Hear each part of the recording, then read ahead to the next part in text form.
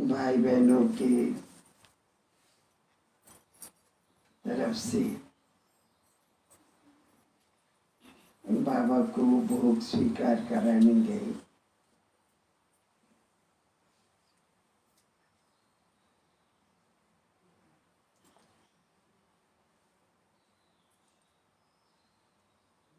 आज देखा तो बाबा कुछ विशेष मनन चिंतन की मुद्रा में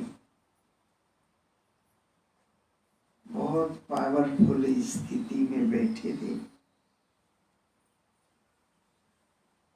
तो मैं भोग लेके गई, आप सबकी याद प्यार भी बाबा को दी, भोग स्वीकार कराया। बाबा ने भी आप सब भाई बहनों को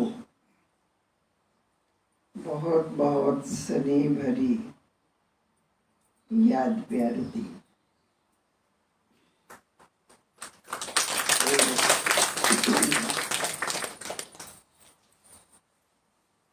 फिर बाबा ने एक सेकंड में मैंने बाबा से कहा कि बाबा आप आज हमारे जो आपका उसमें सेवा केंद्र है, आज आप उस पर विशेष अपने बच्चों पर पावरफुल दृष्टि दीजिए। तो बाबा ने कहा कि हाँ, सभी मेरे बहुत अच्छे स्नेही लाडले बच्चे हैं।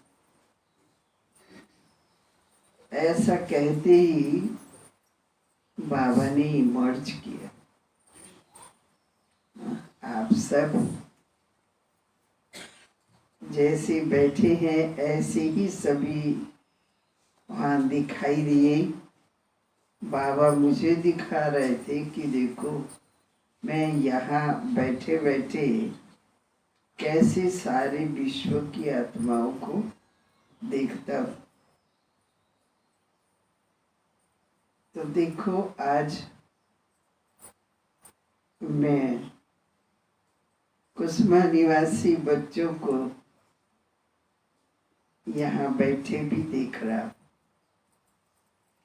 तो देखो मैंने भी देखा सभी बाबा की याद में बैठे हुए थे। तो बाबा ने विशेष ऊपर से ऐसे पावरफुल दृष्टि भेजी जो ऐसे लग रहा था कि उस सुप्रीम पावर से अनेक प्रकार की अनेक किरणें निकल करके और यहाँ पूरे घर में पड़ रही। और उसमें भी जो हर एक बच्चे थे उन सब के मस्तक पर वो किरणें पड़ रही थी। तो जैसे लग रहा था कि सब आज बाबा ने भी कहा ना अपने बुद्धियों को ऊपर लटकाओ। तो ऐसे ही लग रहा था कि उस सुप्रीम पावर से वो लाइट की रस्सियों से सब लटके पड़े, सबके मस्तक पर यहाँ वो रस्सी बंधी हुई। और बहुत वो अच्छा सीन लग रहा था। जो सुनहरी सुनहरी उस वो किरणें जो पड़ रही थी उसी से सब लटके पड़े बंधे हुए थे। तो बाबा ने कुछ देर तक ऐसे हर एक को दृष्टि शक्ति दी और कहा कि देखो बच्चे, बाप तो जब चाहे तब अपने बच्चों से मिल सकते, और बच्चों को भी इसी संगम युग पर ही ये समय मिलता है, भाग्य मिलता है कि जब चाहे तब बाप से मिलन मना सकते। परंतु कब मना सकते और कौन मना सकते? जिनका एकाग्र मन हो, कहीं भी इधर उधर भटकने वाला मन नहीं होगा। एक बाबा में जो निश्चय बुद्धि बच्चे हैं, उस निश्चय बुद्धि के आधार से बाबा की जो श्रीमत है, उस श्रीमत को पूरा पूरा पालन करने वाले बच्चे, एक बाप दूसरा न कोई, ऐसे संकल्प वाले बच्चे जिनकी बुद्धि में और न कोई व्यक्ति न वस्तु होगी, वो जब चाहे तब मेरे से मुलाकात कर सकते। इसलिए बाबा ने कहा ये अवसर सतयुग में भी नहीं मिलेगा, स्वर्ग में नहीं मिलेगा, केवल संगम युग पर ही मिलता है। इसलिए इस समय का फायदा उठाते हुए, ये कल्याणकारी संगम युग है, कल्याणकारी बाप आकर के आप सब बच्चों को ये अवसर, ये मौका दे रहे हैं। इसलिए ये एक पक्की लगन होनी चाहिए कि हम जब चाहें तब बाप से मुलाकात कर सकते, और अपना सारा जो प्रोग्राम है दिन का, दिन रात का जो प्रोग्राम है, उस सब में से ये भी एक निश्चित निर्धारित करो कि मुझे इस समय पर बाबा से मिलन मनाना है। क्योंकि हर समय मिलन मना सकते हो वो तो कहने में सहज है, परंतु एक निर्धारित कर लोगे कि इस समय मुझे बाबा से मिलना ही है, तो वो अपना समय निकाल करके निश्चिंत हो करके निर्विघ्न स्वरूप बन करके निर्विकल्प अवस्था में स्थित हो करके उस एक के पास पहुंच सकते। कोई भी बुद्धि पर बोझ नहीं होगा तो वो बोझ अपनी तरफ नहीं खींचेगा। एक बाबा सर्वशक्तिमान है, जब एक में निश्चय पक्का करके उसकी लगन में मगन हो जाएंगे तो बाबा की तरफ अपने आप आपकी डोरी खींच जाएगी। तो ऐसे बाबा ने कहा कि आज बच्चों को मैं ये विशेष बात अपने आत्म कल्याण के लिए कहता हूँ कि ऐसे दिनचर्या में कम से कम 2 बार ऐसा समय निकालो जब आपको ये लक्ष्य बुद्धि में रखना है कि मुझे बाबा से मिलन मनाना है। दुनिया से, संबंधों से तो मिलन मनाते ही रहते हो, लेकिन भगवान तो फिर और किसी युग में मिलता ही नहीं, वो अभी मिलता है। उनसे अभी जो कुछ लेना चाहें ले सकते हैं, अपने टाइम को ध्यान में रखते हुए कि ये मूल्यवान टाइम है, इस टाइम को व्यर्थ नहीं गंवाना है। व्यर्थ के धंधों में, व्यर्थ के संकल्पों में, व्यर्थ की बातों में न गवा करके बाबा और बाबा से जो वर्षा लेना है बस उसी को ही याद में मग्न हो जाओ। जब ऐसी पावरफुल स्थिति आप सबकी हो जाएगी तो बाबा ने कहा कि ये हॉल भी छोटा पड़ जाएगा। क्यों छोटा पड़ जाएगा? इतने मास्टर सर्वशक्तिवान बन करके जब चारों तरफ पर्वत के एरिया में साकाश देंगे वो सब आत्माएं खींचते हुए बाबा के पास आ जाएंगी। इसलिए ऐसा बाबा ने आज बताया कि ऐसे सब मिल करके ये प्रोग्राम बनाओ कि हमें रोज बाबा से मिलन मना के उनसे अपनी शक्तियां भर करके ऐसे 2 बार समय निकालना है जो हम चारों तरफ ये साकाश दे आत्माओं का कल्याण करने के। ऐसा कहते हुए बाबा ने कहा ऐसे जो बच्चे अलौकिक सेवा में लगते हैं ऐसे बच्चों से मैं बहुत प्रीत रखता हूँ। इसलिए बाबा से प्रीत बुद्धि बन करके अपना पूरा पूरा वर्षा ले ले। ऐसा कहते हुए बाबा साहब को बहुत बहुत स्नेह से शक्तियाँ भी दे रहे थे और याद प्यार भी दे रहे थे और यही कह रहे थे कि इस अलौकिक समय को सफल करो। तन मन धन मन वचन कर्म समय संकल्प सबको सफल करके पूरा पूरा अपना जन्म सिद्ध अधिकार ले। ओम शांति।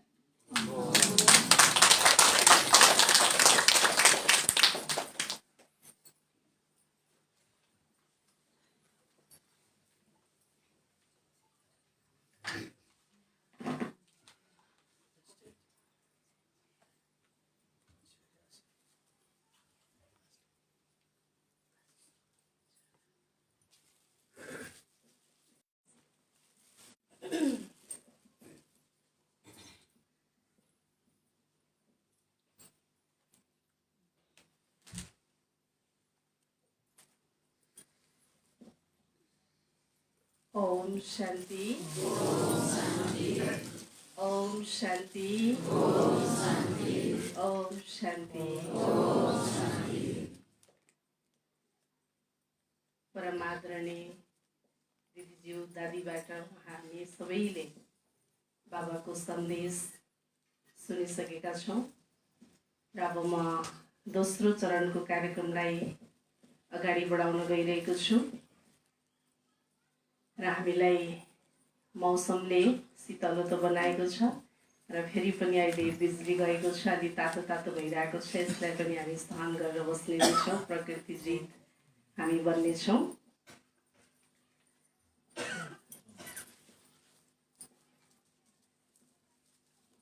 ओम शान्ति। नवविश्व रचयिता निराकार परमज्योति परमात्मा पशुपतिनाथका प्रिय सन्तान आत्मीय आदरणीय दाजुभाइ तथा दिदीबहिनीहरू र आज मिति 2079 साल असार महिनाको 13 गते तदनुसार सन् 2022 जुन 27 तारिकका दिन ब्रह्मकुमारी ईश्वरी विश्वविद्यालय कुस्मा शाखाद्वारा आयोजित स्नेह मिलन एवं आशीर्वाद ग्रहण कार्यक्रम यही सभाकक्षमा हुन गइरहेको हुँदा विभिन्न स्थानदेखि पाल्नुहुने सम्पूर्ण उपस्थित महानुभावहरूलाई म ब्रह्मकुमारी जानकी कार्यक्रम सञ्चालिका हार्दिक हार्दिक शीतल शीतल ओम शान्तिको न्यानो न्यानो अभिवादन व्यक्त गर्दछु। र म आजको यस कार्यक्रमलाई म धेरै औपचारिकता दिन चाहन्न, किनकि हामी पारिवारिक रूपबाट यहाँ उपस्थित भएका छौँ। हामी एउटै परमात्मा पिताको सन्तान र आफ्नै घरभित्र छौँ, आफ्नै परिवारहरूको बीचमा छौँ तसर्थ म पारिवारिक रूपबाट यो कार्यक्रमलाई अगाडि बढाउन गइरहेको छु र म आसन ग्रहणलाई जोड्न गइरहेको छु र यस ब्रह्मकुमारी ईश्वरी विश्वविद्यालय पूर्व उत्तर प्रदेश भारत एवं नेपालका संरक्षक एवं ब्रह्मकुमारी पश्चिम नेपालका संस्थापक पूजनीय वन्दनीय हामी सबैकी यो अलौकिक जीवनलाई जन्म दिनको लागि निमित्त बन्नुहुने हामी सबैकी अलौकिक माँ बडी दादी सुरेन्द्र दिज्यूलाई आफ्नो आसन ग्रहणको लागि म हार्दिक अनुरोध गर्दछु र जोरदार तालीको द्वारा सम्मान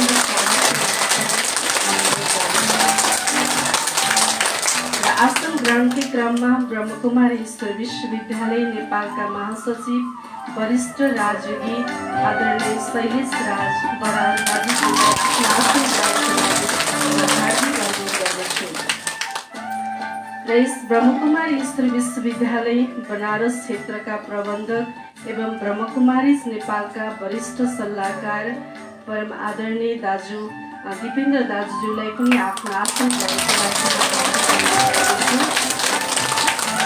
र ब्रह्मकुमारी पर्वत कुष्म शाखाकी सञ्चालिका आदरणीय राजयोगिनी राधिका दिदीज्यूलाई आफ्नो आसन ग्रहणको लागि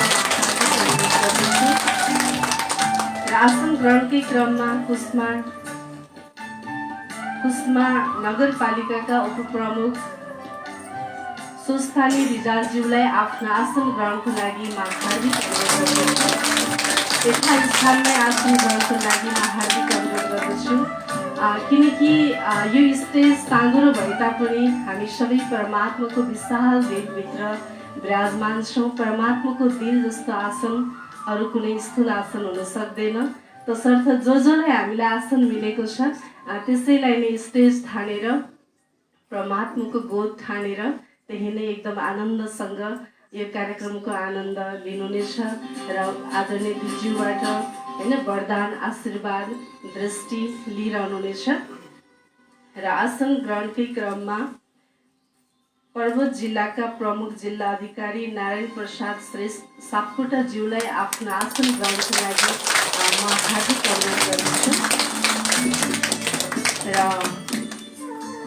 कुष्मा नगरपालिका वडा नम्बर 7 का वडा अध्यक्ष परशुराम पुरीज्यूलाई आफ्नो आसन ग्रहणको लागि म हार्दिक अनुरोध गर्दछु र यहाँ मैले धेरै बौद्धिक व्यक्तित्वहरू उद्योग व्यावसायिक सामाजिक अभियन्ताहरू विशिष्ट व्यक्तित्वहरूको यहाँ आगमन भइरहेको छ र म उहाँहरूलाई हाम्रो जस्तै समाजसेवी काशीराम जोशीज्यू समाजसेवी सुन्दर जोशीज्यू र यसै गरेर समाजसेवी हाम्रो सरस्वती शर्मा जिज्ञासुज्यू सरस्वती भण्डारीज्यू सरिता भण्डारीज्यू लगायत विभिन्न व्यक्तित्वहरूलाई म यहाँ देखिरहेको छु। यस्तै गरेर हाम्रो नेस्ट्रो परिवारका सदस्यज्यूहरू पनि यहाँ पाल्नु भएको छ। उहाँहरूलाई पनि आफ्नो यथास्थानमा आसन ग्रहणको लागि म हार्दिक अनुरोध गर्दछु र पर्वत कृषि ज्ञान केन्द्रका प्रमुख ज्यू पनि यहाँ आउनुभएको छ मनिता थापाज्यू उहाँलाई पनि आफ्नो यथास्थानमा आसन ग्रहणको लागि म हार्दिक अनुरोध गर्दछु। यसरी हाम्रो ईश्वरीय निमन्त्रणलाई स्वीकार गरेर यस परमात्माको ईश्वरीय दरबारभित्र आफ्नै घरभित्र जहाँ कहीँबाट पनि यहाँ फलेवासदेखिबाट पनि बिहान यस्तो झरीमा पनि हाम्रो भाइ बहिनीहरू पातिचोरदेखिबाट विभिन्न ठाउँबाट यहाँ आउनुभएको छ। उहाँहरूलाई पनि म आसन ग्रहणको लागि अनुरोध गर्दछु र आसन ग्रहणकै क्रममा हाम्रो बनारस क्षेत्रबाट पाल्नुहुने हाम्रो राजु ब्रह्मकुमार राजुगी राजु भाइजी कहाँ हुनुहुन्छ उहाँलाई पनि आसन ग्रहणको लागि म अनुरोध गर्दछु। उहाँ सारथी बनेर हाम्रो आदरणीय दिदीज्यूहरूलाई यहाँसम्म नल्याइदिएको भए हामी यो मिलनको मौका हामीले पाउने थिएनौँ। उहाँलाई पनि हामी जोरदार तालीको द्वारा हामी सम्मान गर्दछौँ। यसै गरेर आदरणीय दिदीज्यूको साथमा हाम्रो ब्रह्मकुमारी सोनी बहिनी ब्रह्मकुमार मनिषा बहिनी पनि आउनुभएको छ। उहाँलाई पनि आसन ग्रहणको लागि म अनुरोध गर्दछु र यसै गरेर पोखरा ब्रह्मकुमारी पोखराबाट पनि हाम्रो खडक भाइजी उहाँ पनि सारथी बनेर हिजो हामी सबैलाई यहाँसम्म ल्याउनको लागि महत्त्वपूर्ण भूमिका खेल्नुभएको छ। उहाँलाई पनि आसन ग्रहणको लागि मेरो आवाजलाई सुन्नुभएको छ भने जहाँकै पनि हुनुहुन्छ यहाँ आएर आसन ग्रहणको लागि म अनुरोध गर्दछु।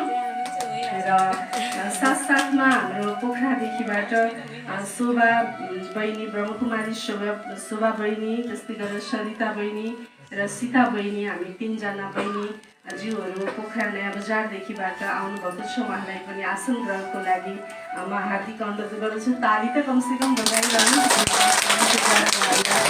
सम्मान गर्दछु।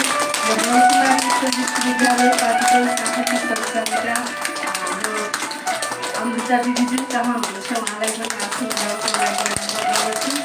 किनकि एउटा पारिवारिक रूपबाट जाँदाखेरि आसन ग्रहण अलिकति तलमाथि उताउता भइरहेको छ, त्यसलाई पनि कसरी पनि अन्यथा नलिनु होला। हामी सबै परिवारकै बिचभित्र छौँ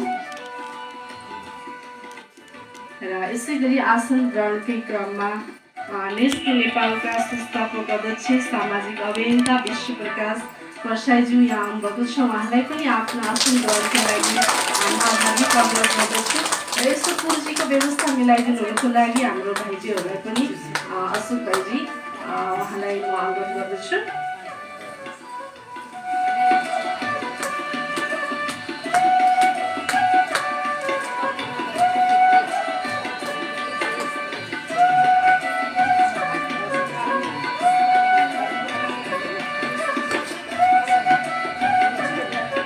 हाम्रो आसन ग्रहणको कार्यक्रमलाई यही नै थाती राखेर अब हामी उही परम ज्योति परमात्मा जसले हामीलाई यो अवसर प्रदान गर्नुभएको छ उहाँको स्मरणमा रहेर सारा विश्वको लागि हामीले शान्तिको सकाश दिनेछौँ। 2 मिनट सबै शान्तिमा रहिदिनुको लागि म अनुरोध गर्दछु।